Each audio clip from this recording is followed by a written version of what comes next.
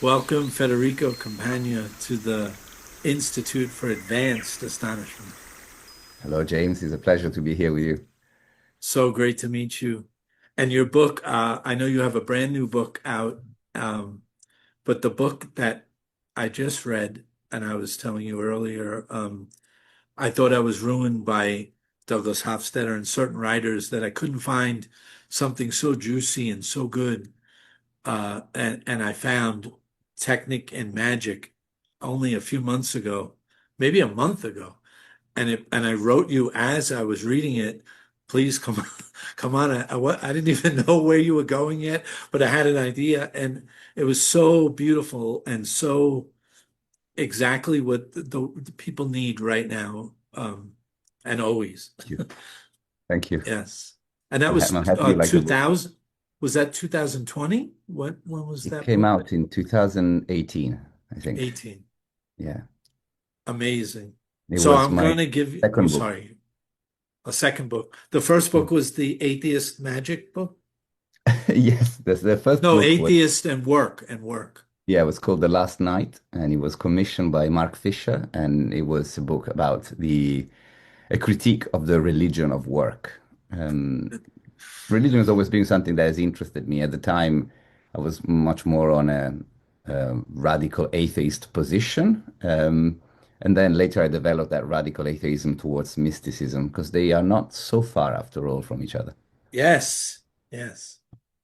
As an atheist and a James Randi skeptic, I couldn't see the mysticism, and I was a magician doing sleight of hand, but I was a Daniel Dennett, Douglas Hofstadter, Simon Critchley atheist at the time, and I couldn't see what you were writing about the ineffable at all. So I was a magician that didn't believe in any kind of magic whatsoever. So I'll try to lay out in 2 minutes the unspeakable, ineffable, what this book did to me. And I'll skip the technic part and just get right to the technic. Just seems to me the rules. The analogy for me was almost like the ego. Like we need an ego. We need to get through the world and maneuver through the world. But if you just think that there's an ego, you're lost. Um, and my whole life I thought that this was it, and you just survive and die. And so once the paradigm popped, I saw that there was just pure imagination, Mhm. what people might call God, pure imagination without a head or a body or anything. And it was complete, and that's what love is. It was whole and complete. And that somehow, whether, and this is disputable, whether it gets bored or whether it gets lonely or whether it by mistake it goes to sleep, it sort of goes to sleep, and a world blossoms, like what my stack art would call Belluccio, like this love boils up like a pasta pot, like a pot, and you have the water and you turn it up for the pasta, and the water boils, it boils up, this ocean of love, and that's consciousness, and that boils up, and then it boils forth into the world, and then somehow this world is here, but it gets lost in the world as an identity, but a false identity, which I think is part of what you're saying with technique, but you'll make that clear. And it takes an identity. That's why Pessoa was so amazing, because he didn't really take an identity. He was Mm. Fernando Pessoa was a nobody, and he wrote of multiple characters. So this one could become multiplicity and Mhm. flower. And the idea is if you stay too much in that, you will suffer and not get to your true nature. So hopefully there's breadcrumbs lying around, and a book like your book could awaken someone to the ineffable, and they could back up like Plato's cave, where you're entranced by the shadows, but then you turn within and you see the fire and you see the mechanism, like the prodigal son making the turn once it's suffering so much and coming home. And you have to turn within and let go of that identity, and then you find your true nature. Mm, Sort of like what Yogananda said, if you're in a theater and you can get too entranced with the movie, but if you look at the light and you turn your head from the screen, which is the world, and turn to the light, you could see the projector and follow that beam and mm, follow that home. But as you said, also, don't get too lost in the light that there's no world. I think you said that about Advaita Vedanta. Don't get too in the Brahman to not have a world. You have to find a mm. balance in there. That's my baby way of saying it. So you go. No, thank you. Um, yes, well, in that book, I was trying to discuss different ways in which we make sense of the experience of being alive, which is a strange and baffling experience. We have absolutely no idea not only why we are here, which doesn't matter too much maybe, but also where we are and when and what. So Yes. we find ourselves alive and we are overwhelmed by waves of perceptions, um, experiences that we try to catalog and classify so to endow them with some sense and some meaning. In doing so, we create worlds, which are linguistic structures of sense. Now, these linguistic structures have primarily the function for us to be able to recognize things around ourselves, call them by name, being able to operate on them, being able to exert a modicum of knowledge towards them, and mostly also giving us some reassurance that we know where we know when we are, what's around us, and so on. And I think this is totally fine. Absolutely. This is a necessity that human beings have. And probably not only human beings. I think this is a necessity of any form of awareness that is somehow embodied within limits. And so has the necessity to operate within these limits. Now, the problem is that the place where we are, wherever that is, it's not of the size of our imagination. Of course, it would be possible maybe to bet that for some crazy, absurd reason, it is precisely the picture of what we have imagined it to be, but statistically, that's a negligible probability. So we can safely assume that what we are seeing around ourselves, the way we make sense of things, the way we simplify them linguistically, is not a picture of what's actually going on around us. It's not a full and truthful account of reality. That's when we distinguish between reality and worlds. In that book, I was looking at two different ways of making worlds. So, two different ways of creating order. The first technique, which you've briefly mentioned, uses the notion that through language we create worlds because fundamentally, and that's the wild bet, because fundamentally reality is exactly the size of our language, not only the world, but reality. And fundamentally, language is the way in which things exist. And so you basically end up creating a world that is composed entirely of linguistic units, of linguistic entities. This leads to a number of consequences. The other way, which I called magic, is a way of creating meaning and sense at the level of the world that recognizes that beyond our language there is something more.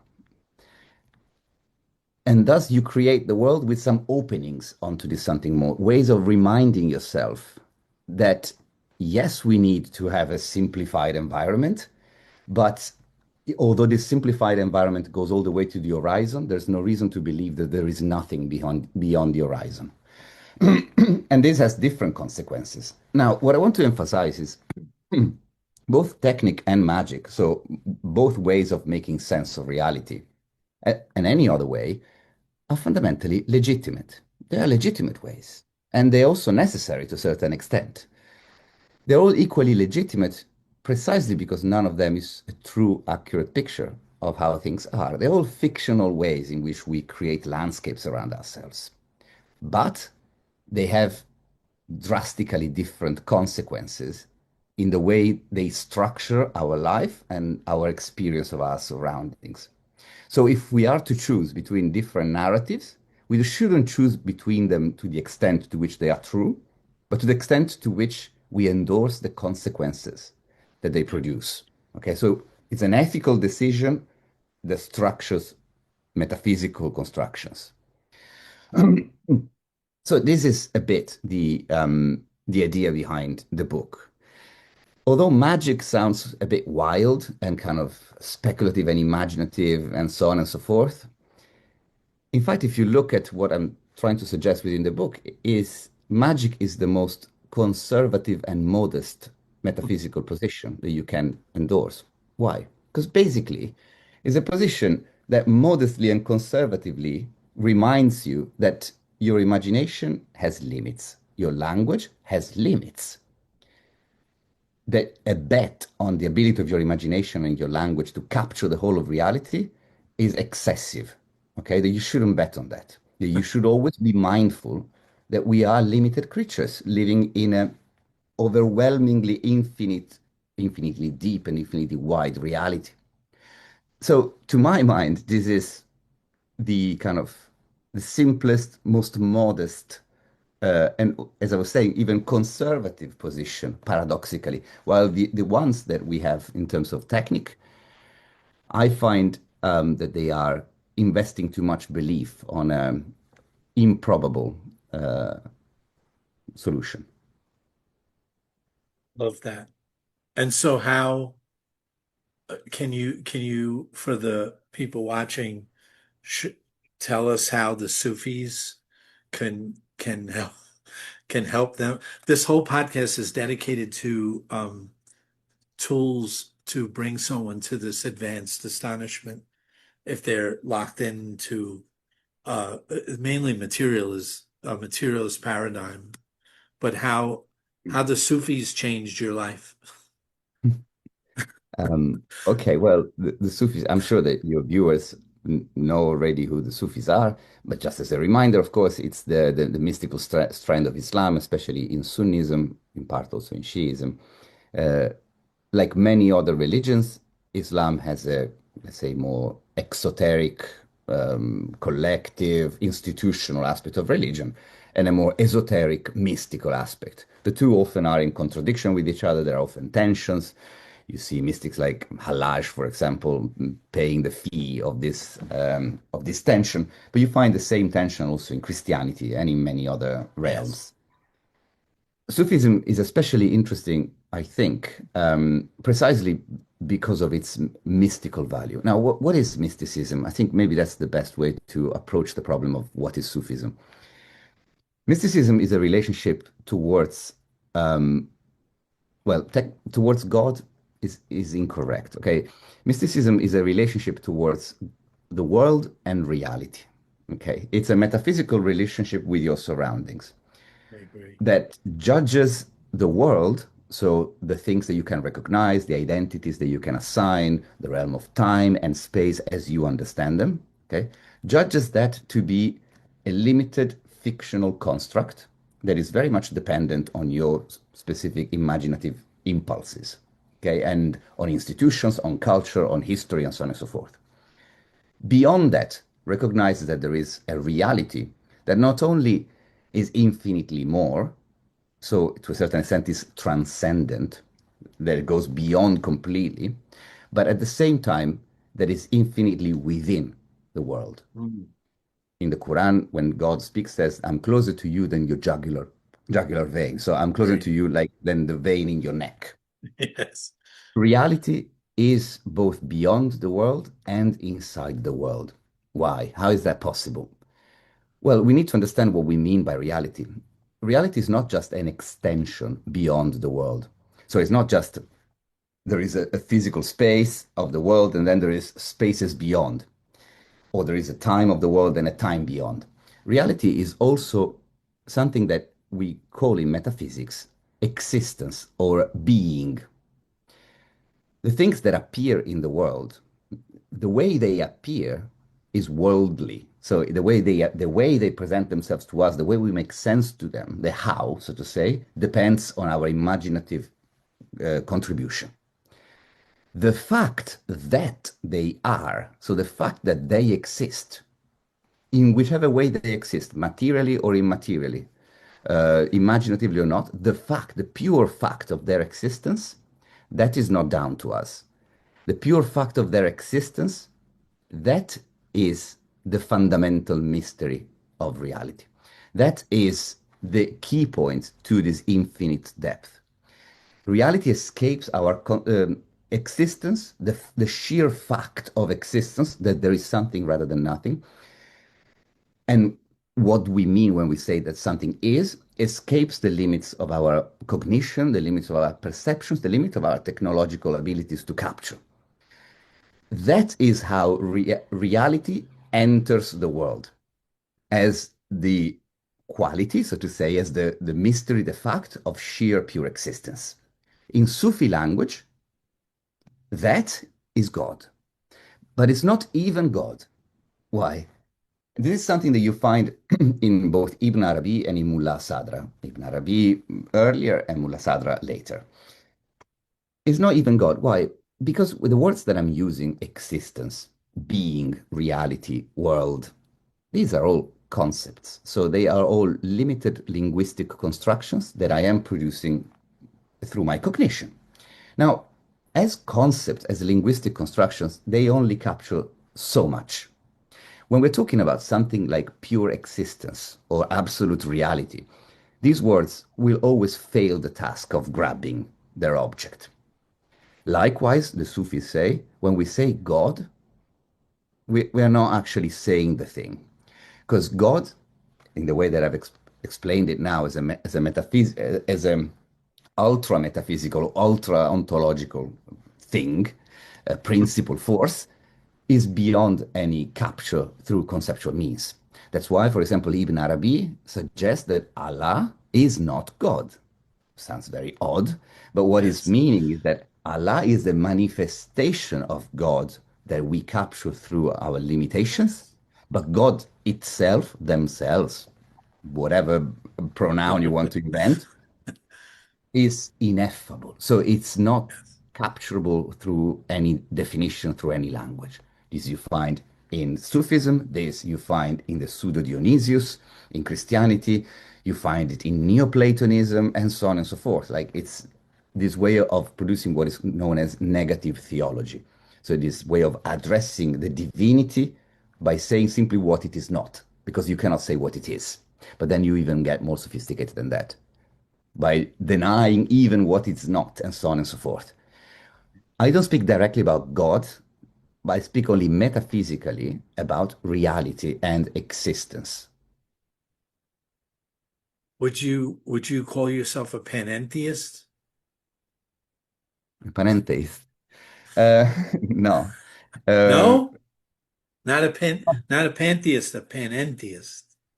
yes. Well, I mean, to the extent to which I can call myself something, I can call myself to the name of the practice that I follow.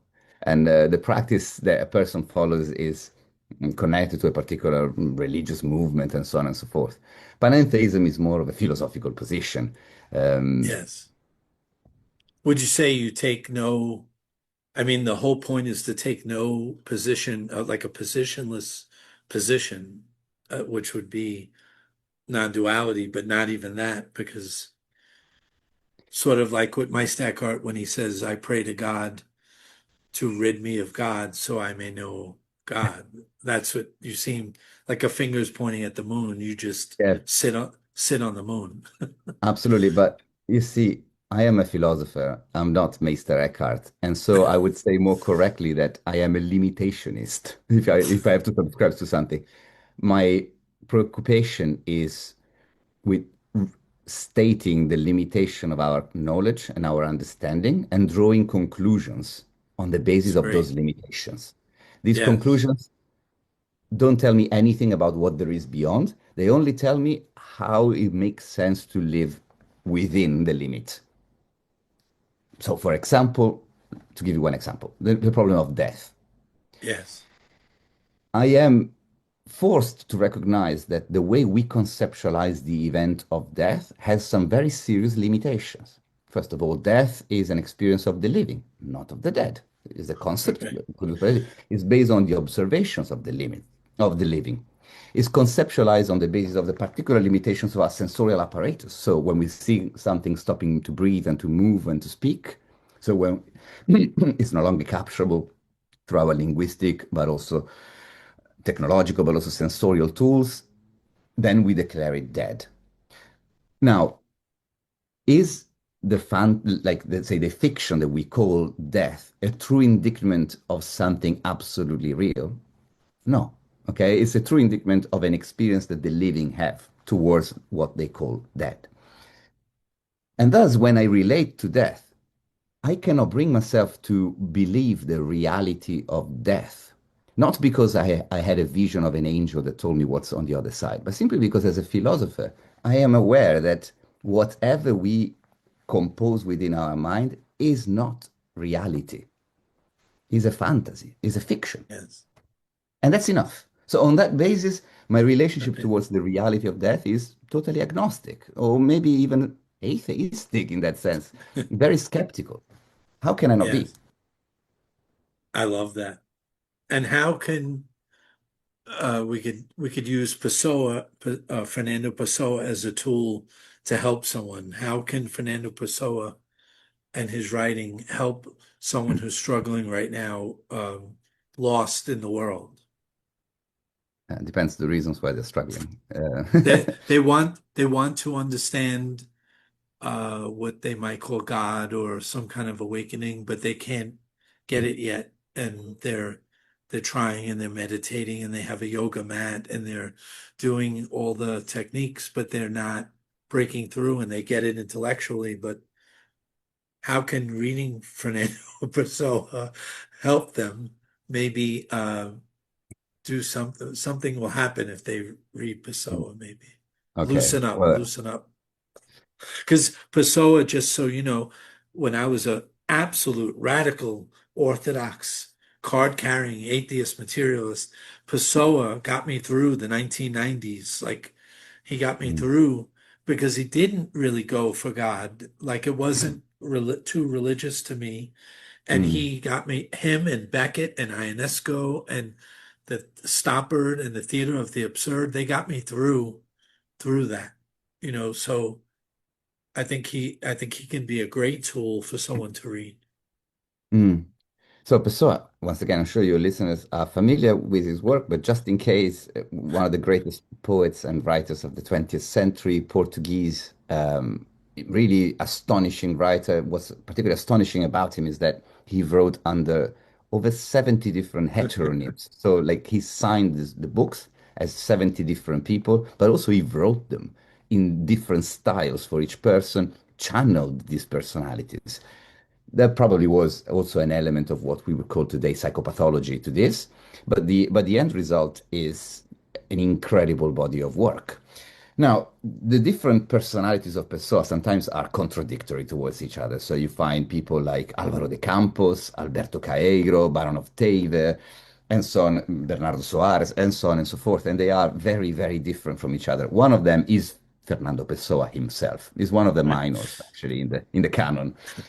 The master of them all is Alberto Caeiro, the keeper of sheep, this kind of semi-literate shepherd that lives on the river Tago in Portugal. He's a sort of mystic in a sense. So, but he of a particular type of an immanent mystic. So he says famously, nature has no inside.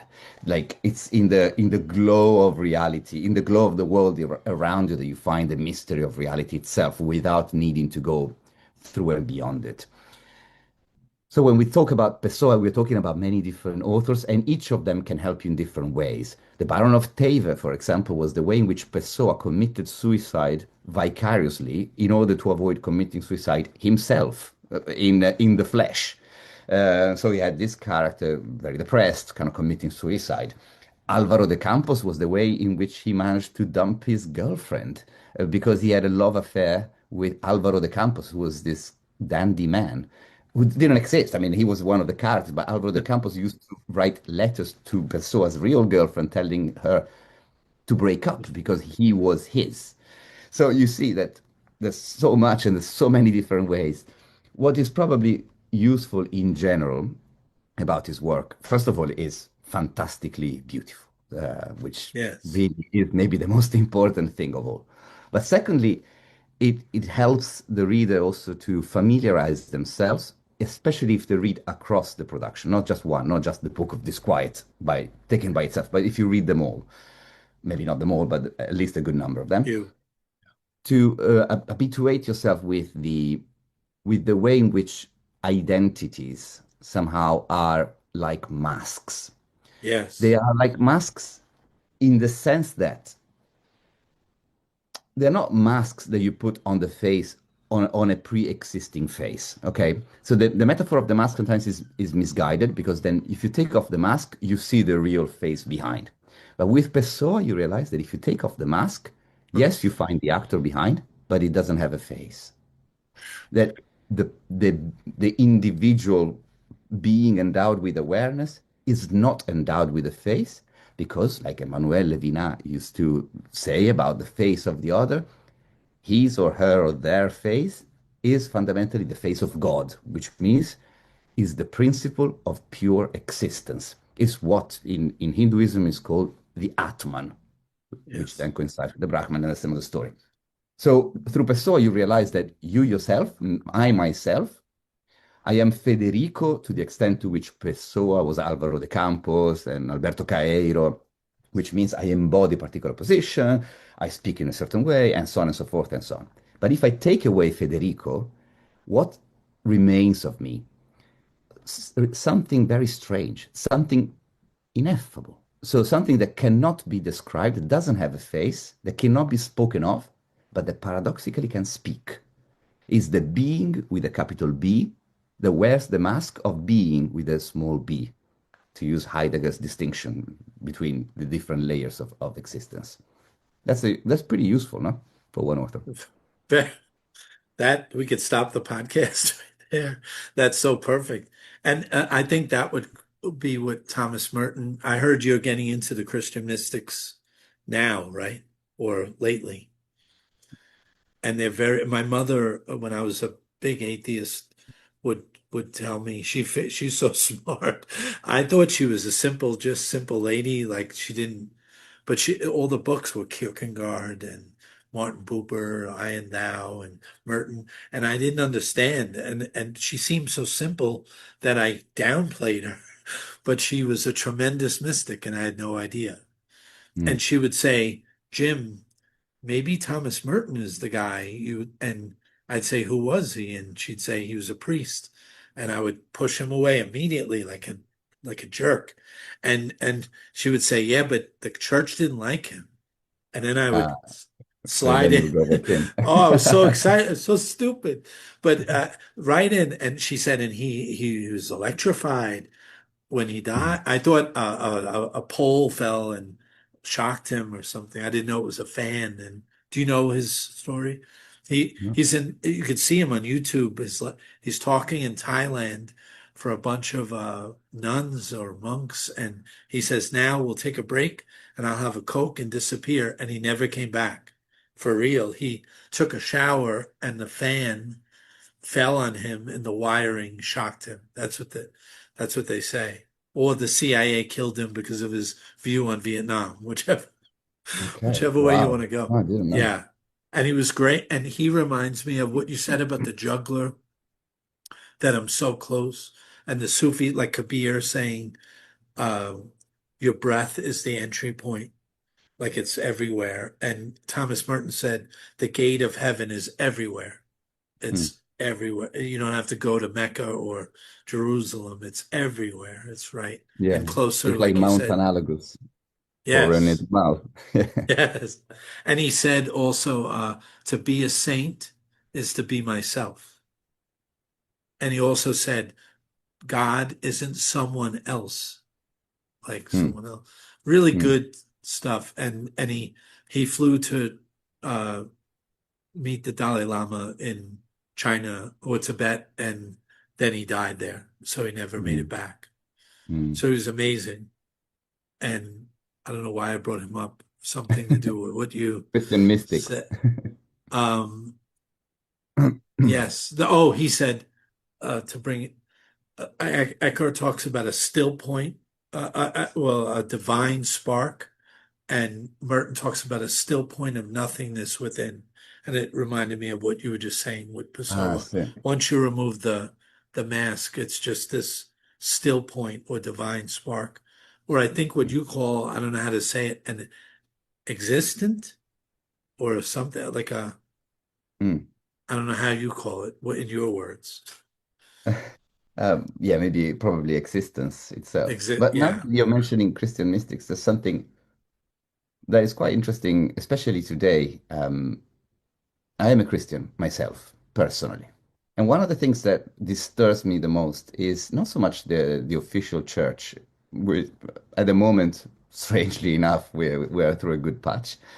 Um, yes, but the a great number of the contemporary Christian organizations that you find in the world, especially I have to say in the New World, so to say, so in North, Central, and South America, the evangelicals and all that kind of stuff. yes, But also the conservative Christians that you have in Europe, in countries like Italy or Poland or even the UK, where I live now, they have a conception of Christianity that has completely erased the mystical part. Completely. Like the fact that yeah, sometimes they do the shakes and the possessions and all that kind of like carnivalesque pantomime, it's just a smokescreen. There's nothing magic in the sense we said yes, earlier, nothing mystical about it. It's just a kind of slightly embarrassing display of, I don't know, showmanship.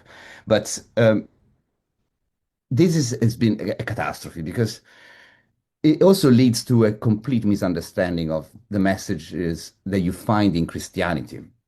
One thing in yes, particular that shocks me is how a lot of contemporary conservative, not in the way I was saying my proposal was conservative, it was conservative philosophically, not right, politically, but politically conservative Christians, for example, have this way of misunderstanding Christianity as having to do with things like social institutions, for example, like the family, right. okay, the protection of all these social constructs and so on and so forth, which is the furthermost possible point to what you find in the Gospels.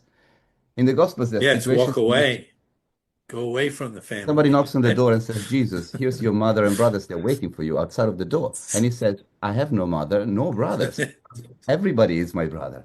When he says in the Gospel of Mark, whoever has not abandoned their husband and wife, mother and father, children, cannot follow me. Or again in the Gospel of John, when he says that the best people are the ones that castrate themselves because reproduction is a mistake. Not Yes, like he was, I don't know if he was in favor of abortion, but definitely he was not in favor of birth. right. Like, Because so there's how no could he? birth or death. No, exactly. Like the sacredness of life in the way that contemporary Christians understand is absolutely million miles away from the message of the gospel, which is fundamentally a mystical message for the greatest part, and it's very difficult to read it in any other way. Do It's you a see? message that Oh, sorry.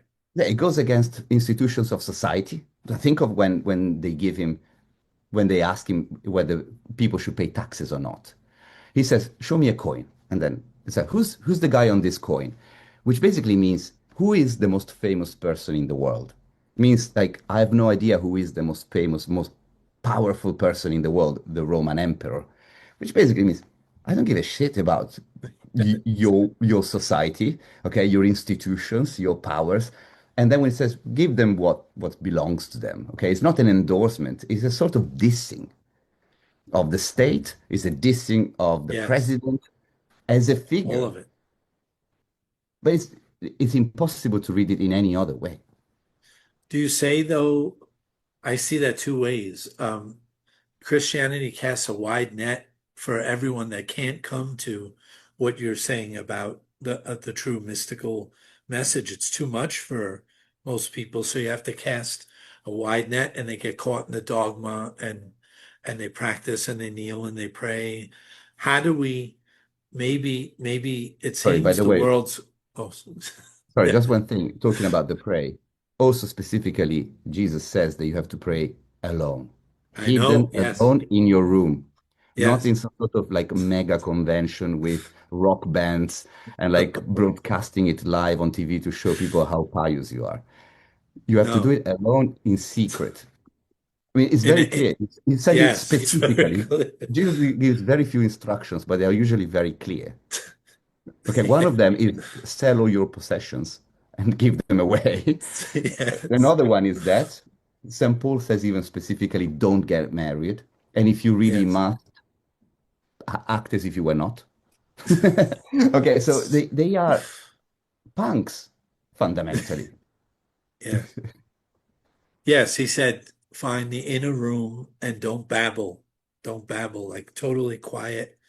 And the Father will already know. Like the Father will come because the Father don't pray for anything because the Father already the one or it's you. It comes back to that non-dual.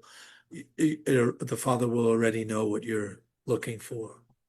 Yeah. But do you Yes. think that that net that I hated Christianity for so many years, but now I see it as a wide net for the ones that are not everyone can come to the mystic message, but it seems that the world, as medicines are these astonishment medicines that I heard you talk about a little bit, are becoming a little more legal. Like stillness is becoming legal and peace is becoming a little more legal, and you can actually directly experience the kingdom of heaven or the ineffable that way. Maybe a threshold will be hit, and maybe 30 something percent will go more mystic and get it. Hmm. Do you think? I see it. Well, I'm As an around entry surrounded by point. volcanoes here. The Hmm. volcanoes all around Lake Atalan, and the volcano is a perfect metaphor for what you're talking about. Like the eruption is the mystical experience, and then it goes down the volcano for thousands of feet. And when it gets to the bottom, it hardens and becomes Christianity, Judaism, Hmm. Islam. Yes. But if and you have to crack it open and it's still hot lava inside, but you have to crack it. Can everyone, do you think the masses are going to get that crack? Is it going to be a technological fix Yes. where they put on a headset like Huxley in Brave New World, and they get some kind of soma or feeling of the oneness that you get in meditation if you totally turn the world off and go, like Jesus said, to the room and be still and don't babble. Like, can we get the worker to do that and all these people just trying to survive? Can we get them to Yes, I do mean, that? it was not just a matter of praying alone in your room. Like, also you had to do things outside of your room. It wasn't just Yes, mysticism is not necessarily about with withdrawing from other people. It's very much yes, about withdrawing from society, which is a very different thing. yes, It's a very serious distinction there. So yes, you do not accept the truthfulness of social institutions and social abstractions and social identities and so on and so forth, but you recognize at the same time in the face of other the face of God. So like the infinite responsibility that you have towards another living person. So once again, it's not about locking yourself up in a cave. I mean, you can lock yourself up in the cave, it's sometimes fine. it takes that. Yeah, sometimes a little bit of Sure, retreat helps. it's fine, but it's definitely But you not have the to come only back. possible way. Now, Yes, about how contemporary Christianity can be a kind of like an entry point that if you crack it, you find something underneath. It really depends. It really depends. Depends to what extent is only Christianity by name. So if it's just a matter of plastering over a over a festering sepulcher, which is mostly what it is, then no, you go through yes, the plaster and you find corpses inside. So prosperity theology, for example, like one of the most the absolutely worst. incredibly stupid understandings of Christianity. But also, it's a mystery how you can get there from the extant Gospels. Now, that one, if you crack it, you don't find any mysticism within it. You don't find nothing. You find prevarication, you find violence, you find power, Yeah. greed, and you find a life that is fundamentally not even worth living. So it really depends. I wouldn't buy as Christianity everything that calls itself Christianity. Most of it is not in any form. It's just branding. You're saying there's a chance. No, I'm saying we need to be No. careful because like a lot of Yes, this is yes. branding. So like to sell better my thing, I branded Christianity, but it's nothing to do with it. Yeah, I remember reading something on my stack art, and it said every church has a door, and the door is usually open, and you can enter the church, and you can light a candle, and you can pray, and you can do all of that. But there's a hidden door inside there, and if you go to the hidden door and you knock, my stack art or the mystics answer. But you have to Mm. find that hidden door within the door, and that Jesus said it's 2 in 10,000, I think, that can get the message. So hopefully, with maybe the way the world, I know, I don't know where you stand on artificial intelligence, but maybe as the world less jobs and they have more time to meditate, if they will, or find this or go. Yeah, but that requires another a very small but not insignificant detail. Yes, with AI, everybody will have time to meditate if they Yes, want, on condition that we collectivize the means of production and we redistribute the income true, and the true, goods produced by AI and robotics. If we don't true. do that, I doubt people are going to have much time to meditate. I think there's going to be famine and violence and desperation. Could I don't be. know. I mean, the interesting part here is that mysticism, for example, this is also kind of connects with that. Mysticism doesn't necessarily lead to a disengagement from also political No, action. Not at all. And in a way, it reminds me of something that Oscar Wilde was writing back in the days, in an essay called "The Soul of Man Under Socialism," which is a wonderful I essay. don't know that one. He says, fundamentally, I am a dandy. I think that the point of life is to become works of art. For It's this good. reason, I endorse socialism. Why?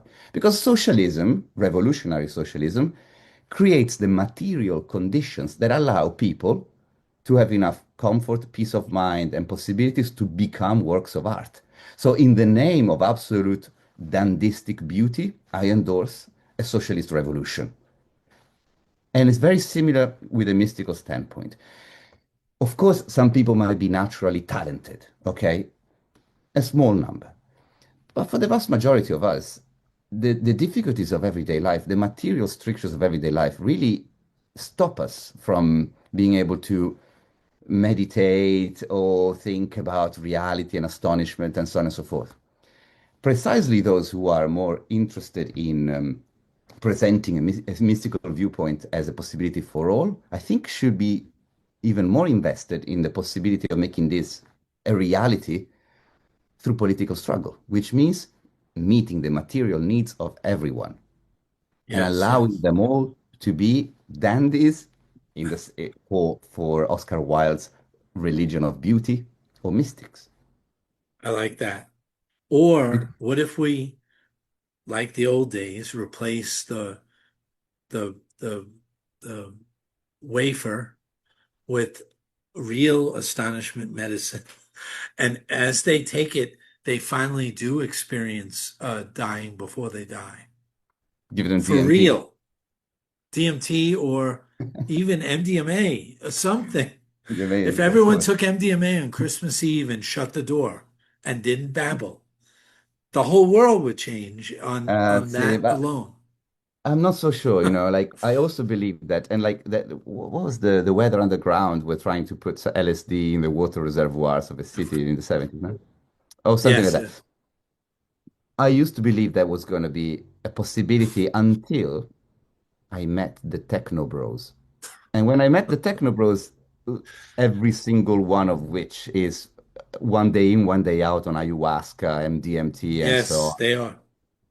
It's not sufficient. Like unfortunately, it's not. Like none of these people were Saint Francis or or Siddhartha. I can really tell you. No, but maybe they will over time. Over time? I doubt it. No, No, it's it's the a hobby. God. So you think it's power and money override it somehow, always, or some kind of symbolic. No, I think there is Uh, no shortcut to certain things. You have to get there. There are exceptional cases. There is Joan of Arc, okay? There are exceptional situations, but these are statistically so small that we cannot use them as an example.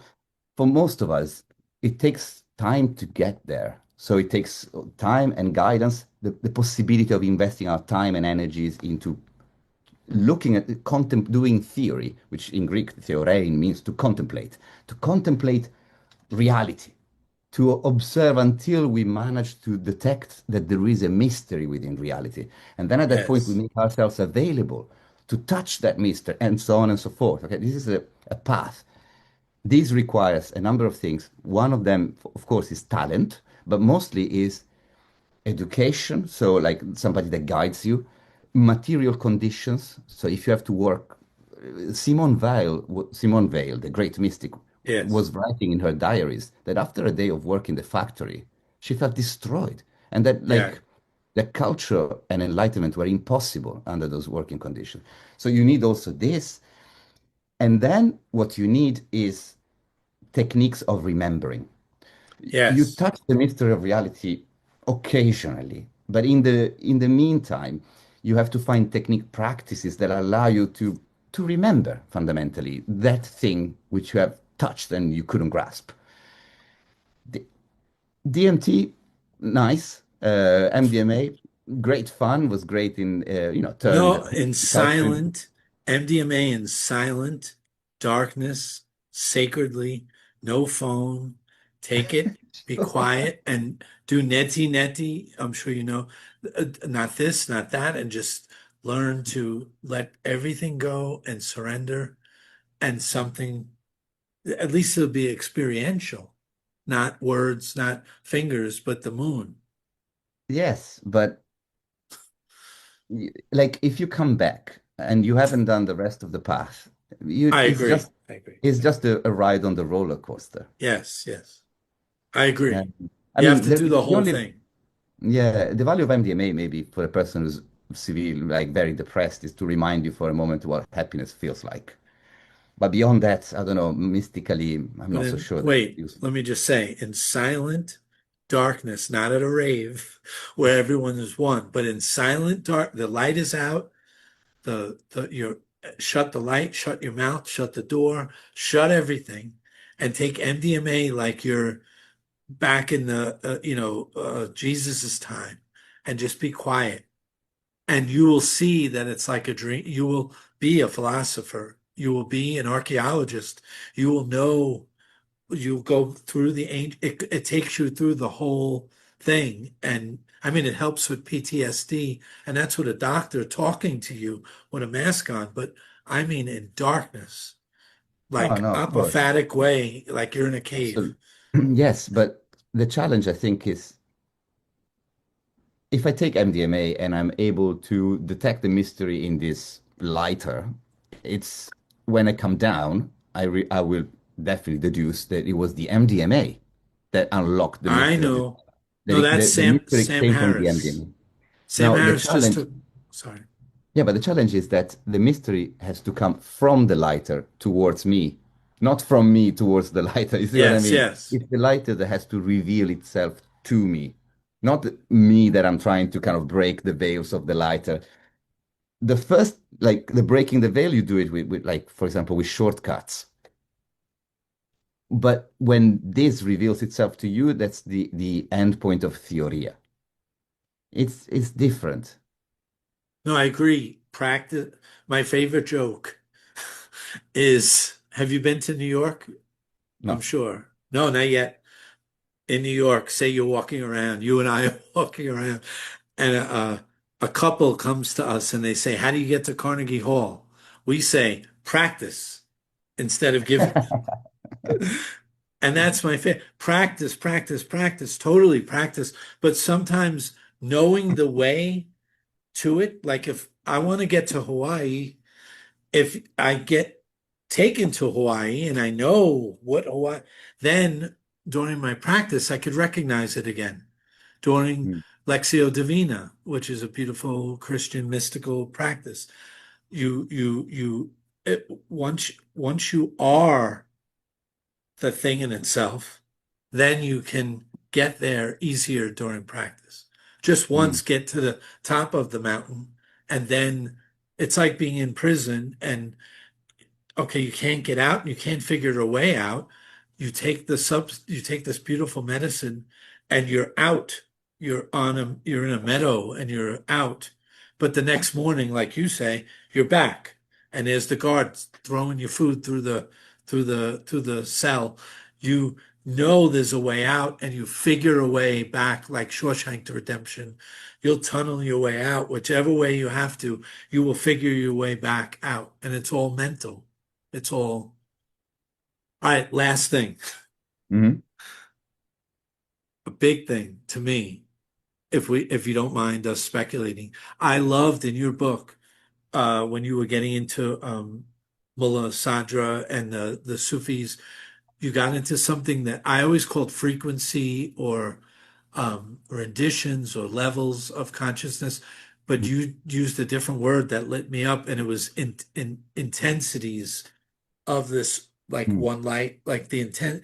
If we could just jam on that for a little bit, like there's this one light or this one, mm. whatever word, what word would you call it? This one consciousness? This, we can't put a, like the Zen monks who just put a sandal on their head, a little shoe on their head. They would just do this. But all right, there's this one, and then there's the world and Brahman or whatever you want to call this, and then there's intent levels of it. Can you just Mm, speak on speak? And I think your book is saying don't be too much here, don't be too much here, but find a balance, a homeostasis in there. And the more you go towards the lighter you become, the less you get upset, the less you hold on to your identity, the more you see that it's something higher. And not that it's something higher beyond you, it is you. So it's this beautiful game of you are yeah. the Buddha, you are the Christ, you are the and you forget in amnesia down here. Amnesia is too much materialism or technique. Yes, I mean, although to be more maybe more specific, more than you are the Christ or the Buddha, you are made of the same substance of God, let's That's say. fine with Okay, me. so it's just because there are some maybe details No, there. I love that. So, about intensities. So basically, I was borrowing a number of technical terms from some mystical currents in Islam, in particular in Iran, especially from two thinkers. One is Mullah Sadra, more or less a contemporary of Descartes, and one is Suravardi, earlier in the Middle Ages. Suravardi, in particular, talks about let's say reality with a capital R. Once again, he describes it as God. Okay, I don't think it's necessary to add this layer of theological language because I think it's maybe not very helpful I here. So agree. let's call it reality. Okay, so the infinite reality we talked about at the very beginning of this conversation, Yes. pure existence, the pure being of things beyond the limits of our cognition of them. And he describes it as a light. His philosophy is even called illuminationism, which is very different from enlightenment. But illuminationism is a philosophy of how this light manifests itself in levels of intensity, so to say, in gradients of light. Mullah Sadra is very similar. They're very different, but is also very similar in that sense and understands this absolute reality that makes itself progressively more available to manifestation, to our intelligence, to our understanding, through gradients of intensity that decrease.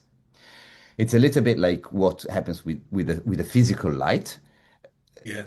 A light that is too dark, we cannot see anything, and then we can progressively see better and better and better until it becomes so bright that we become blind once again. This allows us to understand that we have in our relationship with reality, let's say, a spectrum. There is a spectrum Yes. that enters what Kant calls the phenomenon. Okay, there is a spectrum that is within the grasp of our mind and our senses, of our cognition, of our technology that we can capture. That spectrum goes in levels of intensities on both sides that are uncapturable. In a way, you can also then, of course, close the circle, but this is another story, and you find it also already in the book. So the notion of intensity had to do with this form of self-revelation of reality. You find a similar theme also in Kabbalism, and in Yes. general, you find it in all those Mediterranean traditions that are influenced by Neoplatonism, and Yes. even before that by Platonism, and even before that by Pythagoreanism. So there is a sort of tradition in the Mediterranean of a sort of mystically inclined religion, so to say, philosophy. Neoplatonism is the founder, or they say the key moment in the creation of this imaginary. In Neoplatonism, which is a philosophy that was developed in the eastern part of the Mediterranean world, which basically means the center of the Mediterranean for a very long time, a philosopher called Plotinus decided to divulge the secret teachings of Plato. He wasn't inventing them. We know that Plato didn't write many of his doctrines, the so-called unwritten doctrines. We know it because Aristotle talks about them, because Xenophanes talks about them, so on. So Plotinus kind of divulges them a long time later because these doctrines had been passed student to student, master to student until then, like any esoteric knowledge. And he presents this system which he calls Platonism. But in fact, is different from the Platonism we have in the dialogues, so that we call it Neoplatonism. And it's more or less this idea that there is pure existence, which is the real stuff of which reality is made, is the real stuff that holds up the existence of this lighter. The appearance of the lighter, the linguistic qualities of the lighter, and so on and so forth, they barely exist. Okay, they are literally at the level of dreams fundamentally. What Good. truly very much exists with an ontological intensity that is 100% is pure being, so to say, pure existence. He calls it the one. He calls it the one Yes. once again for negative theological reasons, because it's something that escapes the limits of our language and of our cognition. It escapes them also because he founds them. Okay, it's a little bit like the eye cannot see itself, not Yes. because it doesn't exist, but because it's the condition of possibility of vision. This tradition then enters the great flow of Mediterranean religions and philosophies and so on and so forth, and it goes all the way through to Mulla Sadra, Sapsawari, and later in philosophies all the way to almost the present age. You find it maybe some of the latest reverberations. You find in so-called perennialism. Yes. That is a very interesting, big controversial kind of philosophical movement. So that's to explain a bit the notion of intensities of existence.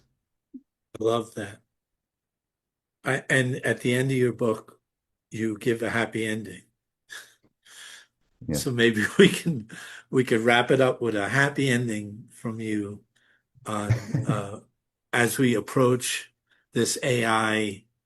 I don't know what's happening. It's really ramping up something Yeah. amazing. And how do you feel about 2026, 2027, and 2020, 2028? I don't know. The last time they asked me this was shortly before the Russia-Ukrainian war, and I said like I Oh, can see a war coming up, and then it happened. So I'm very careful what I'm saying now. yes. I don't Be want to be very bad careful. luck. Be Um, optimistic, mystic, uh, optimistic mystic. opti. It's difficult to find words of comfort right now. Tough times, definitely. Okay, let's try to be optimistic about the present condition. Nowhere and never in the history of humankind we have been so close, or actually we have been already in the possession of the means of material emancipation of humanity. Definitely right now, as a species, so to say, humanity has available at the level of the species technologies knowledges, and so on and so forth, that truly can liberate humanity from material needs, from unnecessary suffering, and so on and so forth.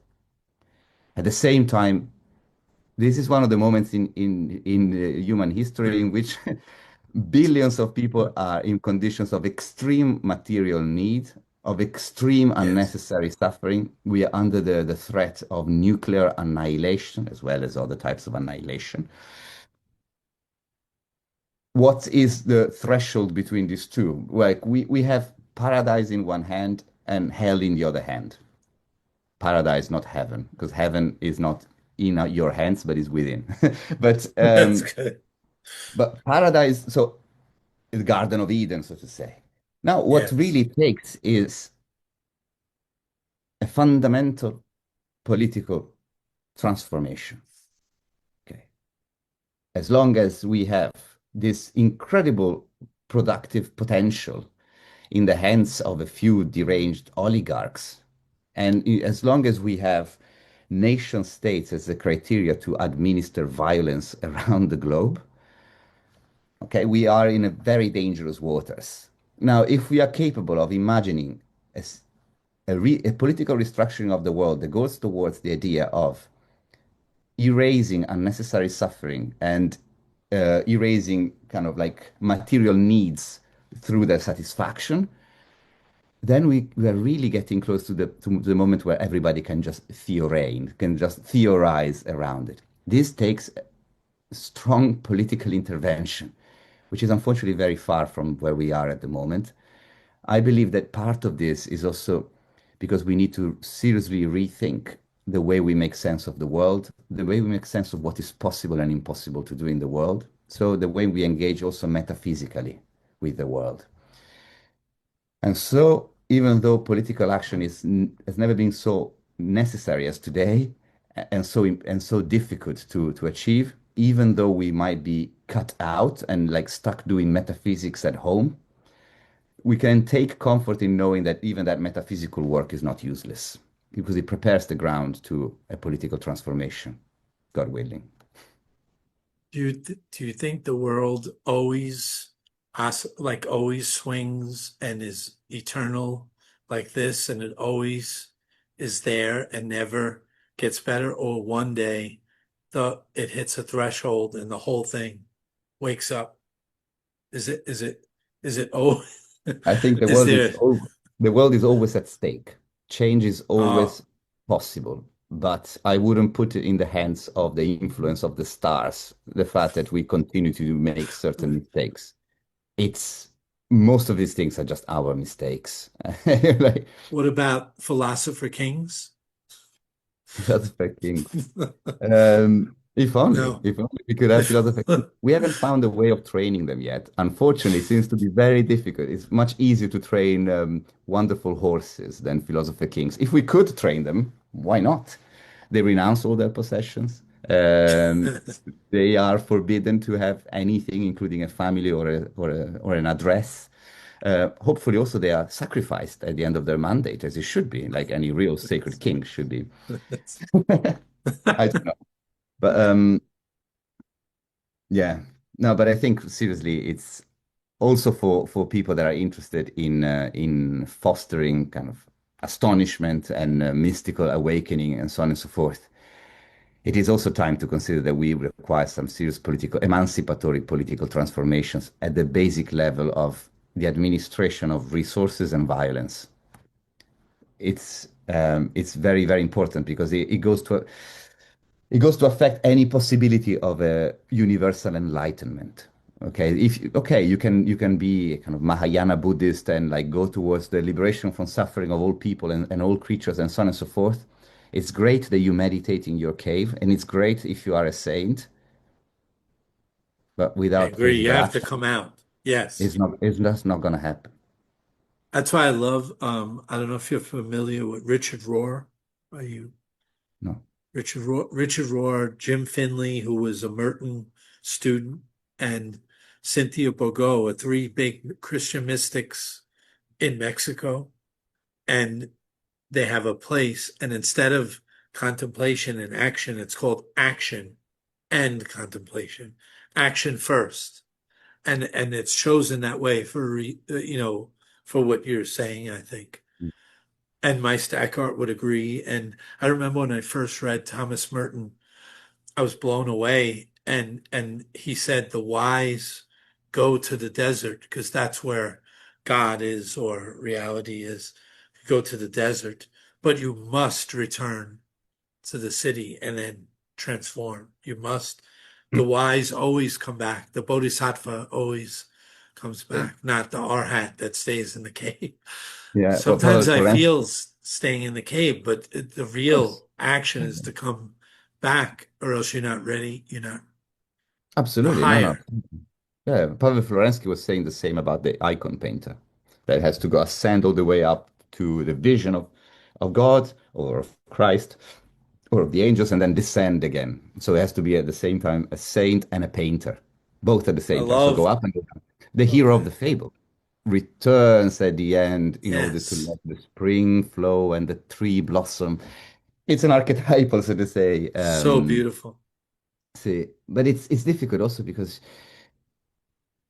we have also to face the fact that often political action is not the kind of heroic, muscular type of action that we wish. Like we cannot go and demonstrate with flags and then like this automatically produces results. No, often it also means doing some kind of gray job of educating people differently, relating with people differently, being the Christians who say martyrs, so testimonies that another way of life, another way of understanding the world is possible. Anarchists call it prefiguration. I love And you that. can you can prefiguratively embody a different world already in the world, in the same way that an ultra-right person embodies their own world already in our world today, and that's how they bring it into being. So we should also be dispirited by the fact that that kind of like 20th century fantasy of political action today is not immediately possible. We can also do it in different ways. Federico, I don't want to stop, but I know you have to go because I would go for another few hours. But thank you so much. Thank And you. maybe Thank you next very much. year we'll see when the digital god gets AGI. We'll see if we can come back again and Uh, but- talk about yes, but imagine if only they could work for us and we didn't have to work. In just to close, there is a story of artificial intelligence you find in mythology, and you find it in the Enuma Elish, which is the sacred text of the Babylonians having to do with the cosmogony, the creation of the universe. At some point, the gods decide that they are sick and tired of tilling the fields and doing sacrifices for themselves. So they create a machine that has an artificial intelligence that limited, so not too much because otherwise it would be dangerous, a limited lifespan because of inbuilt obsolescence, like a Apple laptop, and uh, and they put it to work. This robot, they call it Lulu, which translated from Assyrian, it means human. The human is Oh, the artificial intelligence, robotic, built by the gods to serve them and to work for them. So, according to that story, we are that.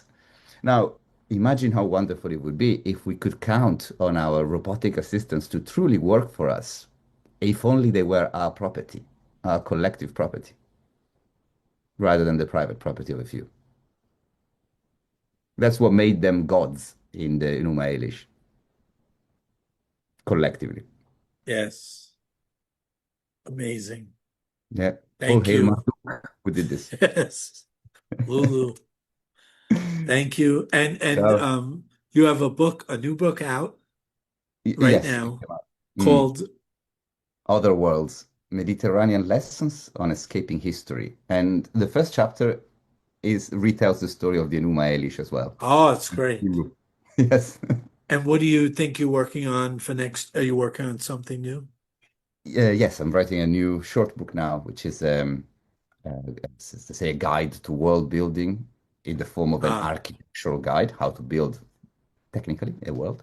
And then the second part is a guide to world living as in terms of role play games. ah. It sounds a bit weird said like this, but I assure that it makes sense. I'm sure it'll be fine with the mystic behind you guiding you. Thank you. Thank Thank you, you again. Federico. See you soon. Take care.